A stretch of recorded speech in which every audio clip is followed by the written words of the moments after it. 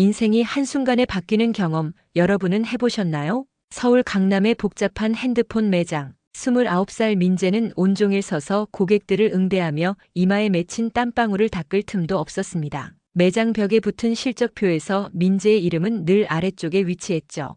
위태로운 계약직 신분으로 하루하루를 버텨내는 모습이 마치 줄타기를 하는 듯 했어요. 매장에 화려한 정장을 입은 고객들 사이로 낡은 겨울 점퍼를 입은 78살 노인이 들어섰습니다. 다른 직원들은 모두 눈짓하며 피했지만 민재는 곧바로 노인에게 다가갔습니다. 노인은 쭈뼛거리며 단지 구경하러 왔다고 했죠. 1시간 넘게 민재는 인내심을 갖고 노인에게 각종 폰의 기능을 설명했습니다. 결국 노인은 아무것도 사지 않고 고개 숙여 인사하고 떠났어요. 민재의 귀에는 다른 직원들의 작은 비웃음이 들려왔지만 애써 무시했습니다. 그날 저녁 매장 마감 시간, 매니저의 차가운 목소리가 민재를 불렀습니다. 3달째 실적이 저조하다는 이유로 계약직 연장은 어렵다는 통보였죠. 민재의 가슴에는 무거운 돌덩이가 얹힌 듯 했어요. 귀가하는 지하철 안에서 민재는 멍하니 창밖을 바라봤습니다. 그의 눈에는 세상이 온통 회색빛으로 보였어요. 집에 도착하자 어머니는 한숨부터 내쉬었죠. 친구들은 다 결혼하고 집 사고 승진하는데 우리 아들은 언제 철이 들 것이냐는 질문이 화살처럼 민재의 가슴을 찔렀습니다. 핸드폰이 울렸어요. 여자친구였습니다. 이별을 고하는 목소리. 솔직히 오빠랑 있으면 미래가 안 보여. 이 한마디는 민재의 마지막 자존감마저 무너뜨렸죠. 통화가 끊기고 민재는 침대에 털썩 주저앉았습니다. 베개에 얼굴을 묻고 눈물을 참았어요. 왜 자신만 이럴까? 다들 앞으로 나가는데 왜 자신만 제자리인지. 그 노인에게 친절하게 굴지 말고 실적 올릴 고객에게 집중했어야 했나 하는 후회가 밀려왔습니다. 며칠이 지났어요. 민재는 새 일자리를 찾아 이력서를 넣고 있었죠. 그때 모르는 번호로 전화가 왔습니다. 할아버지 소개로 연락드렸다는 낯선 목소리. 민재는 의아했지만 약속 장소로 향했어요. 강남의 높은 빌딩 앞. 살짝 긴장된 마음으로 엘리베이터에 올랐습니다. 인생의 전환점이 될 만남을 예상하지 못한 채로요. 강남 한복판의 유리벽 고층 빌딩. 민재는 떨리는 다리로 31층 회의실로 향했죠. 커다란 테이블 끝에 앉아있는 젊은 남자가 고개를 들었습니다. 31살 주연이었어요. 윤 회장의 손자이자 벤처기업 대표. 날카로운 눈빛과 단정한 수트는 그가 평범한 사람이 아님을 직감하게 했죠. 주연의 목소리는 냉정하고 담담했습니다. 할아버지가 민재에 대해 이야기했지만 솔직히 믿지 않았다고 했어요. 어떻게 핸드폰 매장 직원이 이런 회사에 적합할 수 있을지 의문이었지만 직접 만나보고 싶었다고 했죠. 민재는 입술을 깨물며 고개를 숙였어요. 주연은 창밖을 바라보며 말을 이었습니다. 할아버지는 사람을 보는 눈이 있다고 자부한다면서 민재에게 진심이 있다고 했다는군요. 회의실의 정막이 민재의 심장 소리를 더 크게 들리게 했습니다. 주연이 다시 민재를 바라봤죠. 신사업팀에 도전해보지 않겠냐는 제안이었어요. 3개월 수습 기간 할아버지의 부탁이니 기회는 주겠지만 결과는 보장할 수 없다고 했습니다. 민재의 눈이 커졌어요. 머릿속은 혼란스러웠죠. 자신이 이런 곳에서 일한다고 믿기지 않았습니다. 떨리는 목소리로 감사하다는 말과 함께 최선을 다하겠다고 대답했어요. 다음 날 아침 민재는 새 회사로 첫 출근했습니다. 유리와 철로 지어진 현대적인 사무실, 세련된 옷차림의 직원들이 눈에 들어왔죠. 모든 것이 낯설게 느껴졌어요. 민재의 작은 책상에는 영어로 된 보고서 더미가 쌓여 있었습니다. 주변 동료들은 유명 대학 출신임을 자랑하듯 영어를 섞어가며 대화했죠. 내가 여기서 뭘 할 수 있을까? 민재의 마음속에 불안감이 커졌지만 포기할 수는 없었습니다. 이것이 마지막 기회라는 생각이 들었어요. 첫 주가 악몽처럼 흘러갔죠. 투자 자료 분석, 해외 클라이언트 대응, 영어 프레젠테이션. 민재에게는 모든 게 너무 벅찼습니다. 밤에도 자지 않고 용어를 외우고 보고서를 분석했지만 회의에서는 항상 더듬거렸어요. 신사업팀 동료들의 눈빛에서 비웃음이 느껴졌죠. 둘째 주 금요일 큰 실수가 터졌습니다. 중요한 해외 고객과의 화상회의에서 민재는 자료를 잘못 준비했고 질문에 제대로 답하지 못했어요. 회의가 끝나자마자 주연의 사무실로 불려갔죠. 주연의 목소리는 차가웠습니다. 솔직히 실망이라고 했어요. 할아버지가 말한 사람 보는 눈이 이런 건지 의문이라며 여기는 자선단체가 아니고 성과가 없으면 가치도 없다고 했죠. 민재의 눈에 눈물이 고였고 목소리가 떨렸습니다. 자신도 자신이 뭘 할 수 있는 사람인지 잘 모르지만 알고 싶다고 했어요. 자신의 가치가 정말 여기 없는 건지 확인하고 싶었죠. 주연이 한숨을 쉬었습니다. 그냥 포기하라고 했어요. 이건 민재 같은 사람에게 맞는 자리가 아니라고 했죠. 민재는 고개를 들고 떨리는 목소리로 말했어요. 포기해본 적이 많지만 이번만큼은 마지막이라고 생각했다며 일주일만 더 기회를 달라고 했습니다. 정말 아무것도 못하면 스스로 물러나겠다고 했죠. 주연은 잠시 민재를 바라보다가 고개를 돌렸습니다. 일주일, 그게 마지막이라고 했어요. 민재는 사무실을 나와 화장실로 달려갔죠. 거울 속 자신의 모습은 처참했습니다. 하지만 포기할 순 없었어요. 이번이 정말 마지막 기회였으니까요. 일주일 민재에게 남은 시간이었습니다. 사무실 책상에서 밤을 새우는 날이 많아졌죠. 동료들이 퇴근한 어두운 사무실에서 민재는 영어 용어집과 업계 자료를 읽어내려갔어요. 꺼진 컴퓨터 화면에 비친 자신의 모습은 지쳐 보였지만 눈빛만은 여전히 살아있었습니다. 셋째 주 월요일 민재는 한 가지 발견을 했어요. 회사가 준비 중인 신사업 프로젝트에서 수익성보다 사람의 초점을 맞추는 부분이 빠져 있었죠. 사회공헌 요소가 전혀 고려되지 않은 것입니다. 마케팅 자료는 화려했지만 실질적으로 도움이 필요한 사람들을 위한 내용은 없었어요. 민재는 용기를 내어 자신만의 제안서를 작성했습니다. 기술로 사람을 돕는다는 주제로 회사의 기술력을 사회적 약자를 위해 활용하는 방안이었죠.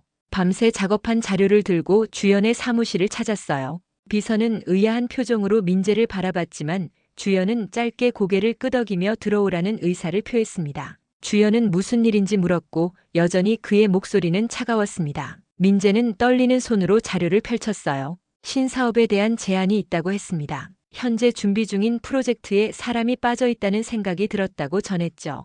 기술만으로는 부족하며 진짜 필요한 곳에 닿아야 한다고 설명했어요. 주연의 눈빛이 변했습니다. 의외라는 듯 민재의 제안서를 훑어봤어요. 흥미롭지만 수익성은 어떻게 보장할 것인지 물었습니다. 민재는 깊게 숨을 들이마셨어요. 사람을 돕는 일이 결국 회사에도 이익이 된다고 설명했습니다. 진정성 있는 사회 공헌은 소비자의 신뢰로 이어지고 그 신뢰가 장기적 수익을 만들어낼 것이라고 덧붙였어요. 주연은 잠시 생각에 잠긴 듯 했죠. 내일 팀 회의에서 이 내용을 발표해보라는 지시를 내렸습니다. 반응을 지켜보겠다는 의미였어요. 다음 날 민재는 생애 가장 중요한 발표를 준비했습니다. 밤새 통계와 사례를 보강했고 몇 번이고 연습했어요. 하지만 팀 회의에서 민재를 기다리고 있던 것은 차가운 시선과 냉소적인 표정들이었죠. 발표가 시작되자마자 경쟁팀의 차장이 민재의 말을 끊었습니다. 현실성이 없는 제안이라는 평가와 함께 이런 것은 NGO나 하는 일이지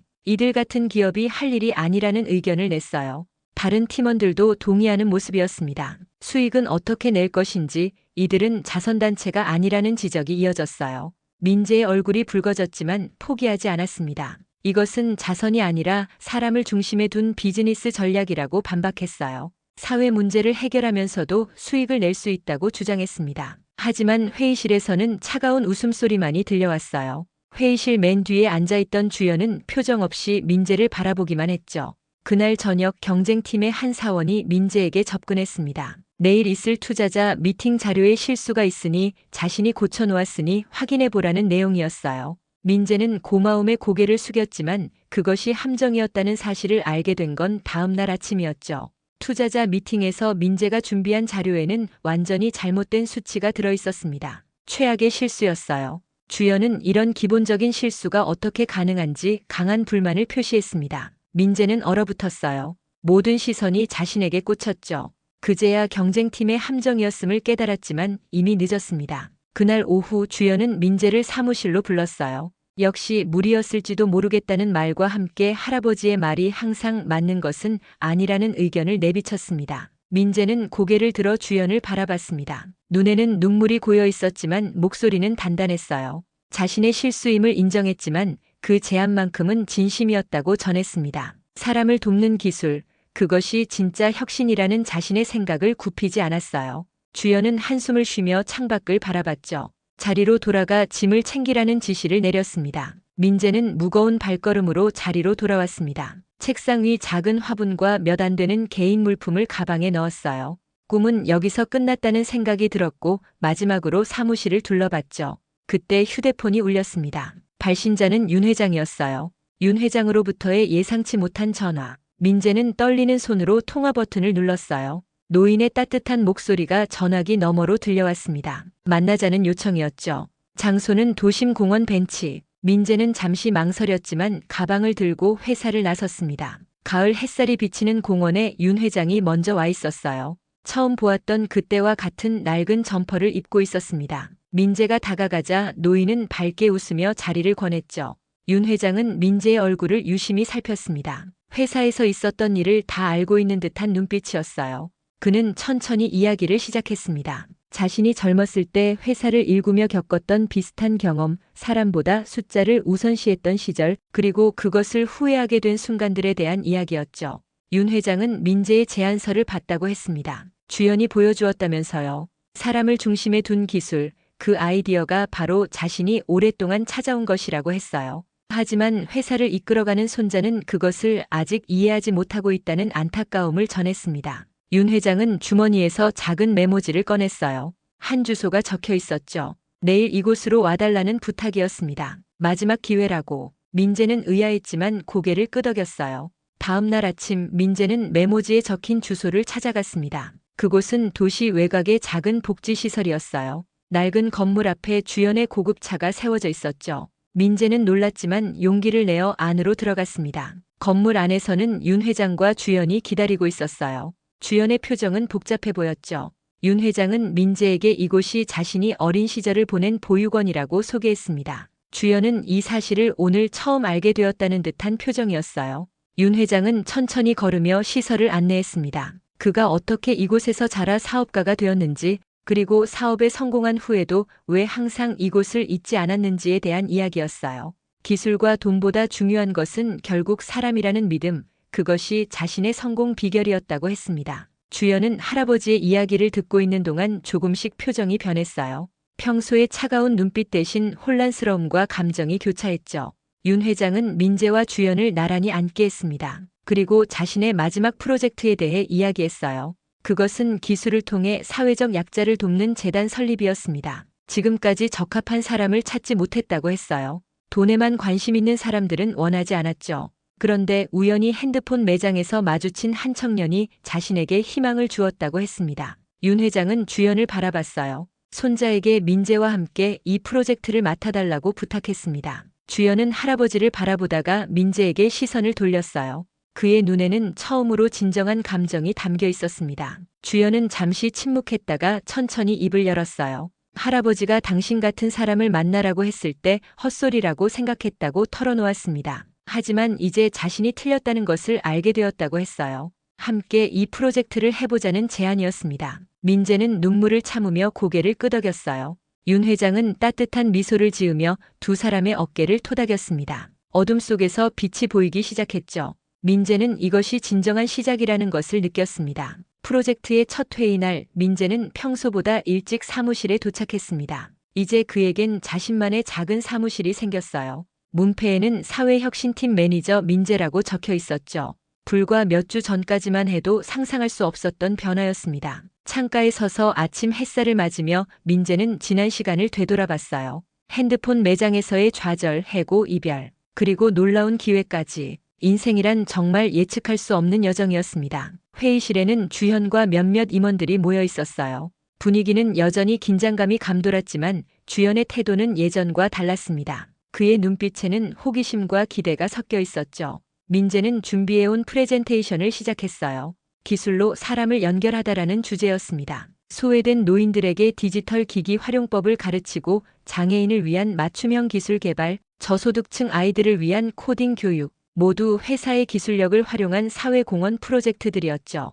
발표를 마치자 회의실에는 잠시 침묵이 흘렀어요. 먼저 입을 연 것은 주연이었습니다. 그는 진지한 표정으로 민재의 아이디어에 공감한다고 말했죠. 하지만 여전히 현실적인 문제가 있었습니다. 어떻게 수익 모델을 구축할 것인가, 주주들을 어떻게 설득할 것인가 하는 과제였어요. 민재는 이미 이런 질문을 예상하고 있었습니다. 그는 두 번째 슬라이드를 보여줬어요. 사회공헌을 통한 브랜드 가치 상승, 정부 지원금, 새로운 시장 개척 등 다양한 수익 창출 방안이 담겨 있었죠. 특히 저소득층과 노인 인구는 지금까지 간과되어 온 거대한 잠재 시장이라는 점을 강조했습니다. 주연은 민재의 발표에 깊은 인상을 받은 듯 했어요. 그는 임원들에게 이 프로젝트에 대한 전폭적인 지원을 약속했습니다. 이것은 단순한 자선이 아니라 미래를 위한 투자라는 점을 분명히 했죠.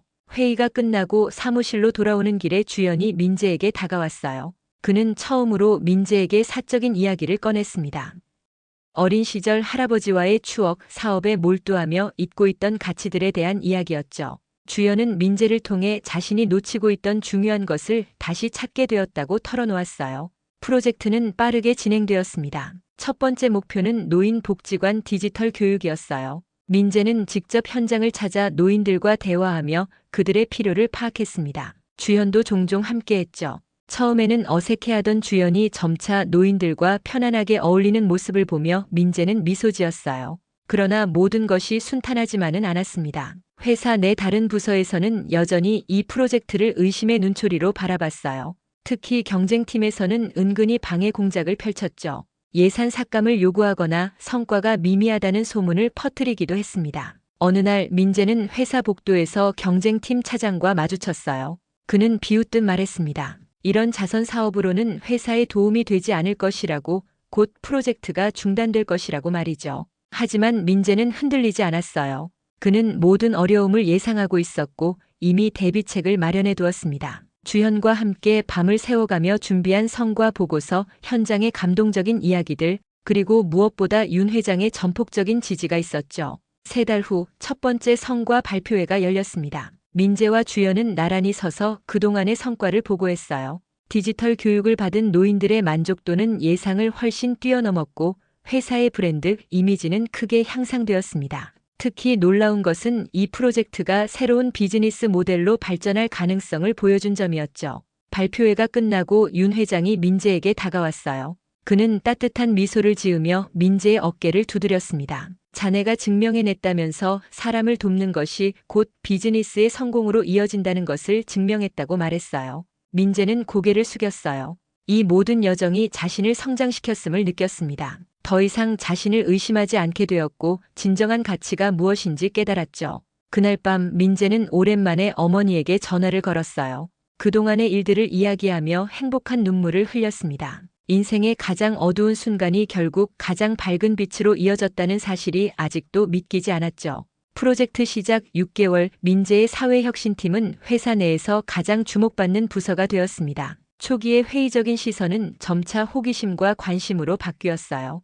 특히 노인 디지털 교육 프로그램이 언론의 주목을 받으며 회사의 이미지가 크게 개선되었죠. 민재의 사무실 책상 위에는 감사 편지들이 쌓여갔습니다. 디지털 기기 사용법을 배워 멀리 사는 손자와 화상 통화를 할 수 있게 된 할머니, 맞춤형 앱 덕분에 일상생활이 편리해진 장애인, 코딩 교육을 통해 꿈을 찾은 저소득층 청소년들의 진심 어린 메시지였어요. 이런 편지들이 민재에게는 가장 큰 보람이었죠. 그러나 성공이 커질수록 도전도 늘어났습니다. 주주들은 더 가시적인 수익을 요구했고 경쟁 기업들은 비슷한 프로젝트를 시작하며 시장 선점을 위한 경쟁이 치열해졌어요. 민재는 매일 밤 새로운 아이디어와 전략을 고민했습니다. 어느 날 주연이 민재의 사무실을 찾아왔어요. 그의 표정은 심각했습니다. 이사회에서 우려의 목소리가 나오고 있다는 소식이었죠. 사회공헌은 좋지만 실질적인 수익 모델이 필요하다는 압박이었습니다. 민재는 잠시 생각에 잠겼어요. 그동안 현장에서 보고 듣고 느낀 것들이 머릿속을 스쳐 지나갔습니다. 노인들이 기술을 배우며 보여준 열정, 장애인들의 특별한 니즈, 청소년들의 창의적인 아이디어. 그 순간 민재의 머릿속에 번뜩이는 아이디어가 떠올랐죠. 그는 주연에게 새로운 비즈니스 모델을 제안했습니다. 사회공헌 프로그램을 통해 만난 다양한 사용자들의 의견을 제품 개발에 직접 반영하는 포용적 디자인 전략이었어요. 기존 시장에서 소외되었던 노인, 장애인, 저소득층의 요구를 반영한 새로운 제품과 서비스를 개발하자는 아이디어였죠. 주연은 민재의 제안에 눈을 빛냈습니다. 이것은 단순한 사회공헌을 넘어 새로운 시장을 개척하는 혁신적인 접근법이었어요. 두 사람은 밤을 새워 새로운 비즈니스 계획을 수립했습니다. 한 달 후 민재와 주연은 이사회 앞에 섰습니다. 그들이 제안한 포용적 혁신 모델은 이사들의 관심을 사로잡았어요. 특히 노인을 위한 간편한 스마트홈 시스템, 장애인을 위한 맞춤형 모빌리티 서비스 등 구체적인 제품 계획이 큰 호응을 얻었죠. 윤 회장은 회의장 맨 뒤에서 조용히 미소 지으며 지켜보고 있었습니다. 그의 눈에는 자부심이 가득했어요. 민재와 주연은 서로 다른 시각을 가진 사람들이 만나 시너지를 내는 완벽한 예시였죠. 이 사회의 승인을 받은 후 프로젝트는 더욱 속도를 내기 시작했습니다. 민재의 팀은 확장되었고 회사 내 다른 부서와의 협업도 활발해졌어요. 한때 민재를 무시하던 동료들도 이제는 그의 의견을 존중하기 시작했죠. 민재와 주연의 관계도 깊어졌습니다. 업무적 파트너를 넘어 서로를 이해하고 배우는 진정한 동료가 되었어요. 주연은 민재에게서 사람을 바라보는 따뜻한 시선을,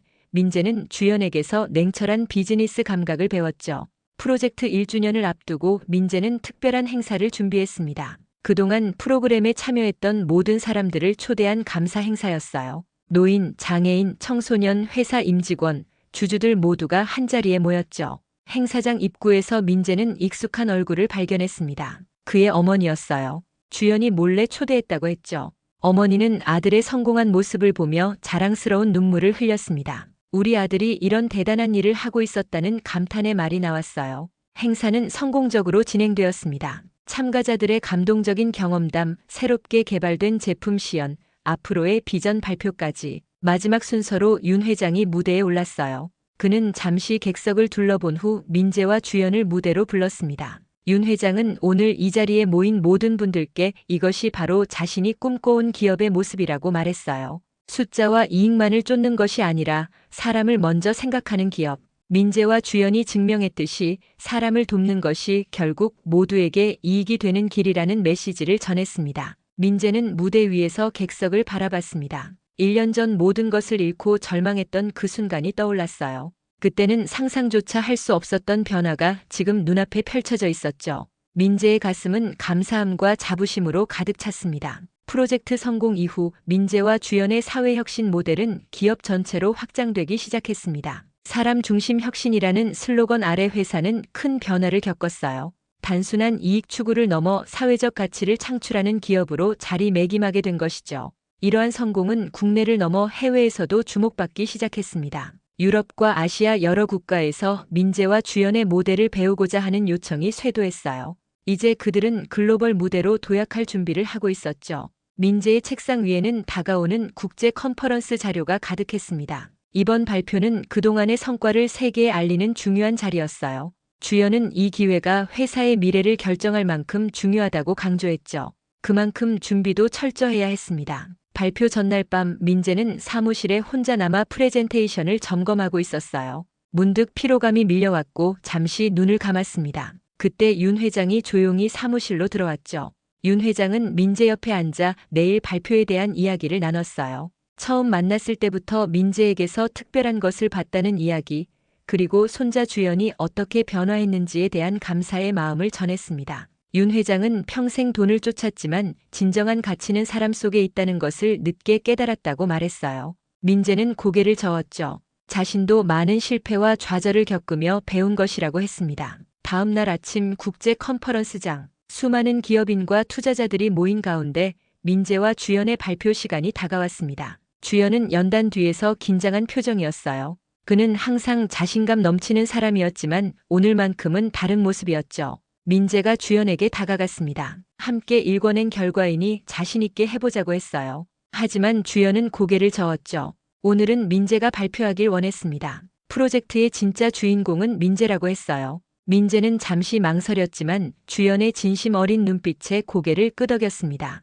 그는 깊은 숨을 들이마시고 단상에 올랐어요. 수백 명의 청중 앞에 선 민재는 잠시 긴장했지만 곧 마음을 가다듬었죠. 민재는 자신이 화려한 학벌도 특별한 배경도 없는 평범한 사람이라고 소개했어요. 하지만 한 가지 배운 것이 있다고 했죠. 세상은 숫자로만 움직이지 않는다는 사실이었습니다. 이어서 민재는 자신의 이야기를 시작했어요. 핸드폰 매장에서의 좌절부터 지금까지의 여정을 솔직하게 풀어냈습니다. 그리고 회사가 추구하는 사람 중심 혁신의 철학과 구체적인 성과들을 설명했죠. 민재는 제품과 서비스가 가장 약한 사람을 향해 가야 한다고 강조했어요. 그것이 진짜 혁신이라고 했죠. 소외된 이들의 필요를 채우는 것이 새로운 시장을 창출하고 기업의 가치를 높이는 길이라고 말했습니다. 민재의 발표가 끝나자 장내에 잠시 침묵이 흘렀어요. 그리고 갑자기 한 사람이 일어나 박수를 치기 시작했습니다. 이어서 모든 청중이 기립박수를 보냈죠. 카메라 플래시가 번쩍이며 민재의 순간을 담아냈습니다.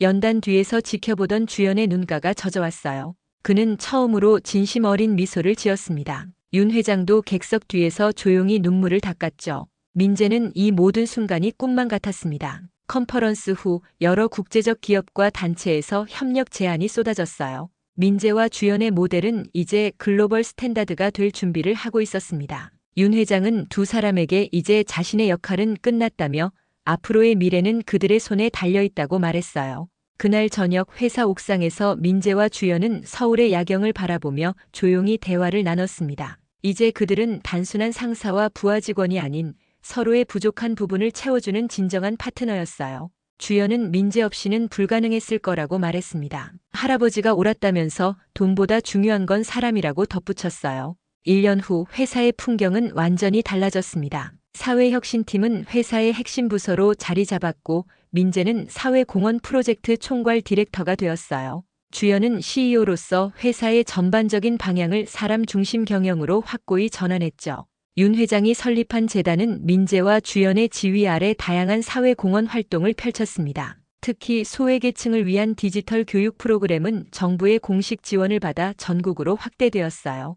이제 그들의 모델은 많은 기업들이 벤치마킹하는 표준이 되었죠. 민재의 인생도 많이 달라졌습니다. 얼마 전 어머니를 모시고 새 아파트로 이사했어요. 더 이상 어머니의 한숨 섞인 잔소리를 듣지 않게 되었죠. 오히려 이제는 어머니가 친구들에게 아들 자랑을 하는 일이 많아졌습니다. 회사 로비에서 민재는 벽에 걸린 사진들을 바라봤어요. 노인복지관에서 어르신들과 함께 찍은 사진, 장애인 직업훈련소 오픈식 사진, 그리고 대통령과의 만남 사진까지. 불과 1년 반 전 핸드폰 매장에서 해고되던 날을 생각하면 정말 믿기지 않은 변화였죠. 그날 아침 민재는 특별한 미팅 준비로 분주했습니다. 그동안의 성과를 바탕으로 아시아 전역의 사회혁신 모델을 확장하는 계획을 발표하는 날이었어요. 시간이 얼마 남지 않았지만 민재는 먼저 윤 회장을 만나러 갔습니다. 요양원에 계신 윤 회장은 최근 건강이 악화되었지만 여전히 맑은 정신으로 민재와 주연의 활동을 지켜보고 있었어요. 민재가 도착하자 윤 회장은 반갑게 웃으며 맞이했습니다. 민재는 윤 회장에게 아시아 확장 계획에 대해 설명했어요. 윤 회장은 고개를 끄덕이며 민재의 손을 꼭 잡았습니다. 처음 만났을 때부터 민재에게서 특별한 것을 봤다고 했어요. 그리고 무엇보다 손자 주연이 민재를 만나 진정한 리더로 성장한 것이 가장 큰 선물이라고 말했죠. 윤 회장은 민재에게 조용히 말했습니다. 자신이 평생 쌓아온 부와 명예보다 더 값진 것은 사람들의 삶을 변화시키는 일이라고요. 민재와 주연이 함께 그 일을 해나가는 것이 자신의 가장 큰 기쁨이라고 했어요. 민재는 윤 회장의 말씀에 깊이 감사했습니다. 그리고 한 가지 깨달은 것이 있다고 했어요. 진정한 성공은 자신의 가치를 증명하는 것이 아니라 다른 사람의 가치를 높이는 것이라는 사실이었죠. 회사로 돌아온 민재는 회의실 앞에서 주연과 마주쳤습니다. 그들은 서로를 바라보며 미소 지었어요. 이제 그들은 서로에게 없는 것을 채워주는 완벽한 파트너였죠. 민재의 따뜻함과 주연의 냉철함이 만나 새로운 가치를 창출해내고 있었습니다. 회의가 시작되고 민재와 주연은 나란히 서서 아시아 확장 계획을 발표했어요. 베트남, 인도네시아, 필리핀 등 개발도상국을 중심으로 현지 상황에 맞는 사회혁신 프로그램을 도입하는 계획이었죠. 투자자들과 주주들의 반응은 그 어느 때보다 열광적이었습니다. 회의가 끝난 후 민재와 주연 그리고 윤 회장은 도심 카페에 모였습니다. 윤 회장은 건강이 좋지 않아 휠체어를 타고 왔지만 표정만큼은 그 어느 때보다 밝았어요. 세 사람은 작은 축하 파티를 열었죠. 윤 회장은 조용히 건배를 제안했습니다. 과거의 성공이 아닌 앞으로 변화될 많은 사람들의 미래를 위해서라고 했어요. 민재와 주연은 그 말에 깊이 공감하며 잔을 높이 들었습니다. 민재는 문득 자신의 여정을 되돌아봤습니다. 한때는 자신의 존재 가치를 의심했던 시절도 있었지만 이제는 더 이상 그런 의문이 들지 않았어요. 자신이 누구인지 무엇을 위해 살아가는지 분명히 알게 되었죠. 민재는 커피잔을 들며 속으로 중얼거렸습니다. 한때 나는 숫자 하나, 실적 하나에 내 존재가 무너진다고 믿었다. 하지만 그날 한 사람의 믿음이 나를 다시 일으켰다. 그리고 이제 나도 누군가를 일으킬 수 있는 사람이 되었다. 민재의 이야기는 여기서 끝이 아닙니다. 그의 진짜 여정은 이제 막 시작되었으니까요. 하지만 한 가지 확실한 것이 있다면 그는 더 이상 자신의 가치를 의심하지 않는다는 것입니다. 그리고 그의 여정은 많은 사람들에게 희망과 용기와 새로운 시작을 선물할 것입니다. 이 이야기가 여러분께 작은 위로와 용기가 되었길 바랍니다. 다음 영상에서 또 만나요. 좋아요와 구독, 알림 설정 부탁드립니다. 지금까지 시청해주셔서 감사합니다.